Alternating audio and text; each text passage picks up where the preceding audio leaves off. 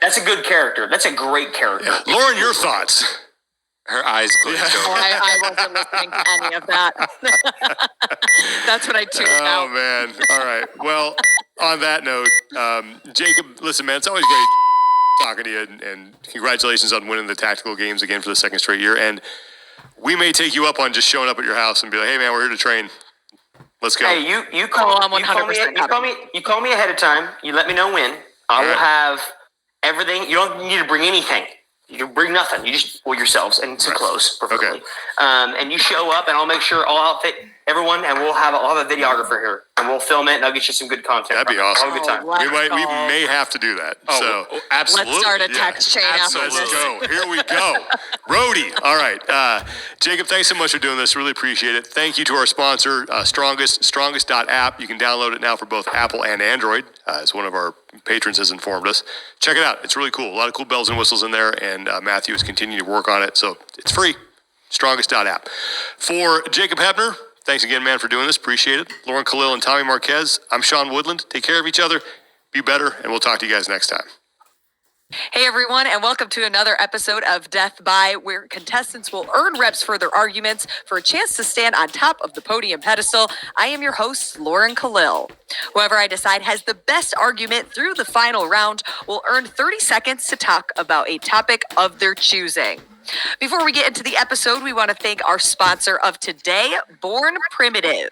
If you didn't look at your calendar, we have Black Friday right around the corner. And today through Sunday, you are able to get your hands on those Savage Ones, clothing of your choice, all for a discounted code. Site-wide, they are going to be having 30% off, and their clearance items are up to 70% off. Then on Cyber Monday, they will continue their 30% off of their entire site, and then you will also have a 60% off their Cyber Monday Vault. We have the links in our bio to get your hands on those deals, and we also will have that QR code at the top of your screen that you can scan throughout the show. On today's episode, we have the Chief Executive Officer at HWPO, Matt O'Keefe, affiliate owner and CrossFit analyst Chase Ingram with Get With The Programming. He came prepared. And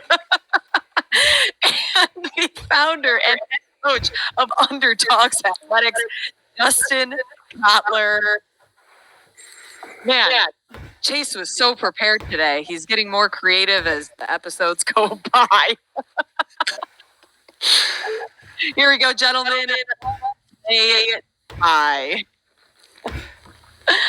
Topic number one. After the announcement of the new updates to the 2024 CrossFit Games season, we had some questions, as we always do. One being whether they would continue to use the worldwide ranking system. Recently, Adrian Bosman was on the Barbell Spin YouTube channel, and he did in fact confirm that it would be used for the 2024 season. So, do we love it? Do we hate it? What are our thoughts? Chase, because you came prepared with a lovely sign to brag about yourself, we'll let you start the topic. All right. Well, I would love to know in which form and fashion the worldwide ranking system will be used. It's good to see it back. Obviously, they need some time to vet it, to experiment with it. A one-off wouldn't look so good on paper if they used it once and then scrapped it, because what the worldwide system rank means eventually in the end, which is to determine the number of qualifying spots allocated for the CrossFit Games at semifinals. We know it's going to be 40-40 for the men and women, but how many qualifying spots is each of these 7 semifinals going to get?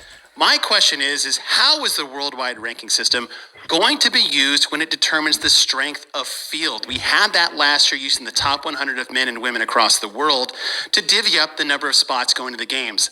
I'm in the camp of, instead of looking back on 2 years of the worldwide ranks, have that system in place, but use the strength of the field taking the actual test at semifinals. Get rid of those that aren't actually competing in person on teams or age groups. So my question is, I'd like to see it back, but I'm curious of how it's going to be implemented. Good questions. 4 points for Chase. Matt O'Keefe, what are your thoughts on this? Yeah, I love this. Huge fan of a worldwide ranking system. And again, some of the same questions that Chase is mentioning, but I think that it's progress, right? We've learned from last year. I think I mean, very micro, but like, making it more interactive, real time. I think how the season and or people's results contribute to it will only improve. I mean, it just gives us an opportunity for so many things down the line and in the future. I mean, I challenge people to name a sport that don't have a worldwide ranking system. I mean, it's pivotal. It's essential to the long-term success and definition of how somebody competes through a season. As we know, is constantly being looked at and improved upon, or tweaked on. So, I mean, it's essential. It's necessary. I love it. I think it needs to get better, but I would say that everybody involved knows that, and is working towards that. So, the way it worked last year, I think it was just sort of a stake in the ground, and we got to see sort of how it was a very remedial approach, and I know that that'll be a more diverse approach, a more complex approach forward. But this is essential for the evolution of the sport, and I absolutely love it. 3 points for Matt O'Keefe. Justin Kotler, you're up. I love the worldwide ranking system. I just hate the way that it's formatted right now. I think it needs to be extended to competitions like Rogue and Wadapalooza and Dubai and etc. We need to figure out how to bring into play some of these, bigger competitions where we've got phenomenal fields that compete, not just, the Open and quarters and semifinals and the games. Ultimately, because the truth of the matter is you've seen in the last 2 years what Tia wasn't able to compete, Ricky Garrard wasn't able to compete, and you're seeing people who really miss out on a ton of points because they can't compete at semifinals or the games, but then will come back and finish second at Rogue or fifth at Rogue. And so we've got to figure out a way to bring in some of these bigger competitions. We also need to figure out, like, what does it mean ultimately? What are we using it for, other than obviously allocating spots at the games? But I think in the long run, I think it needs to mean more than that. I think ultimately, if someone is injured for semifinals and they're one of the top 5 in the world, do we then look and say, hey, this person, obviously, look what they did at Rogue and Wadapalooza, etc. They missed this competition, but they're obviously one of the best in the world. They should probably go to the games. Like, how do we figure these things out? So I think that needs to be utilized in a much better way. And obviously, I know it's only the second year, but I think we need to be forward thinking and hopefully come up with a little bit better way of formatting it. 5 points for Justin Kotler. It was a good segue into our next question, but before we get to that, some of what I've read or heard from others online is that right now the current worldwide ranking system, it will be mathematically impossible for Africa to earn other spots as their potential field gets deeper in years to come. Could there be room to have changes or improvements with a lot of the footwork we've already done with this system, or would we need a completely different one? Well, maybe I don't understand where you're going with that, but the Africa piece, I mean, this is sounds harsh, but aren't we trying to get the best 40 athletes on the floor every year? And I think this helps define that. It doesn't exclude them. It helps them understand what the definition of is to be a part of that conversation. You want to create opportunities for developmental, geographical locations, but we've done this for 12, 14 years at this point, and that spots going to those areas of the world have proven to not be competitive on the world stage. So, I think it really helps with a lot of that, which is hey, what's the bar? Where do we need to be in order to be competitive on a global scale? Because it's, taking somebody from a region like the East or West or Australia is a really big one to have a conversation around. Are there enough people that we're giving spots to in a region that has, great performances from those that get to the big stage? I don't. It sounds harsh and unsympathetic to people that are competing in those regions, but and people can make analogies about the Olympic Games and people get there that don't belong there because they're in, they get citizenship in some random country. But honestly, like, I think at this point we need to just be really focused on performance and getting the best people on the floor on an annual basis, and then the developmental phase can come over time. And setting the bar. This helps set the bar. Did I answer the question at all, or am I completely off? No, you answered the question, but I suppose like the bigger focus of the question was what happens if Africa does reach that competitive limit where they are deserving of an additional spot? Great. They hit the criteria. Let's build it. It's like, that's my point. It's just you're like building criteria. Like any Olympic sport has, is like there's a minimum standard to be involved in, right? So no one's getting snubbed right now. Yeah, right. Let's just be honest about that. I would argue on Oki's part is people are given a gift as far as what they're allowed to do or competitively at the CrossFit Games right now. That's just the state of it. If it grows, there's no reason that the worldwide ranking system can't evolve over time to maybe accommodate as these lower tiered regions get up to speed. So that's the idea there. This isn't set in stone. They're trying it. It's been 1 year. It could be as they grow, maybe they will have to make adjustments. Maybe the idea, and I love this idea that you guys had was, what's up, bro? That's my son. Is worldwide We're off ranking. the rails. We're off the rails now. Yeah, including. They're home from Thanksgiving. Oh my God. Come on. One thing is including these bigger off-season competitions, but not exclusive to, say, Rogue, Dubai, Wadapalooza. Those could be tier 1 school events. Then you can have tier 2, which is your French throwdowns, your Italian ones. There's the strength and depth, or that could be almost considered a tier 1. But like, you can tier these things to where they can get points.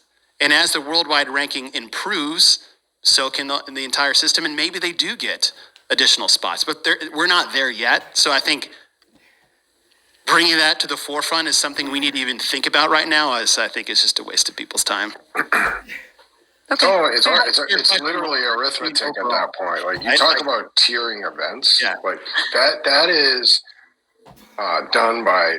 I mean, God, I know, throw up. I'm mentioning golf again, but honestly, like, and not just golf, tennis as well. Like, yeah. But like, you take a Corn Ferry event and there's contributive points towards the overall, world ranking system and FedEx Cup standings. It's like, dude, if the event is not strong, then it gets less points. It's not really that hard, honestly. We just we need to, pay attention to how we're different, but not recreate and invent things that are already in place that have made mistakes over years and tweaked and turned. I mean, there's a lot of shit in place already that we can just take and put in place here. Agreed. Okay, well, that leads us perfectly into our second round.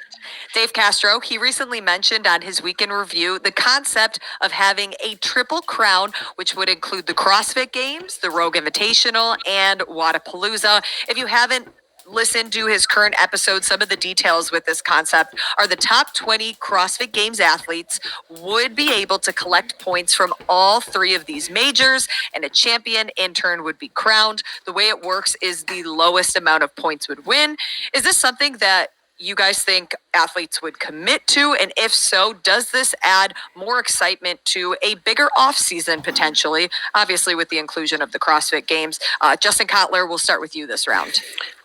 Yeah, I mean, I've spoken about it before on this show with the idea of creating a season where we have a bunch of these big events in season, and we go from a quote unquote like Super Bowl event to now creating like what he said, a Triple Crown or a Grand Slam, where ultimately, you look at the way that, golf is set up or the way that tennis is set up.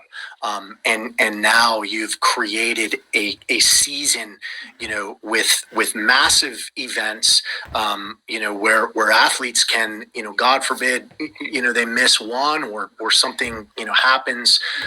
There's still, more opportunities, to compete at big events. I love the idea of creating a season around a Triple Crown or a Grand Slam. I love the idea of us, again, this is what I think the evolution of the sport eventually will be. I really do, and if you want it at the end of the day, where the CrossFit Games is still here, but I do love the idea of, where you've got, the U.S. Open, the French Open, Wimbledon, etc. Like, now it's just better for the athletes, and I think ultimately, us moving towards becoming a real professional sport, I would love to see the opportunity, especially in an individual sport. You look at other individual sports, not a team sport where there's the NBA championship or the Super Bowl. Big individual sports have multiple massive events, and right now we're missing that in this sport, and I hope that's the way we go eventually. And you do think that athletes would sign up for all three? Because I feel like a lot of the elite athletes right now, for Wadapalooza specifically, they're going the team route. And I don't know if that's just because they want to have fun at that and they don't want to compete individually because they already have during the off season, or like if this was in play, that would change their mind. I just think that's because the CrossFit Games is the end-all be-all right now, right? Like if you had 3 or 4 events that were equivalent to what you see as far as the Grand Slams in golf or tennis, like those athletes in those sports, their entire season revolves around those events, like especially the better athletes. So I just think for the longevity of the sport, for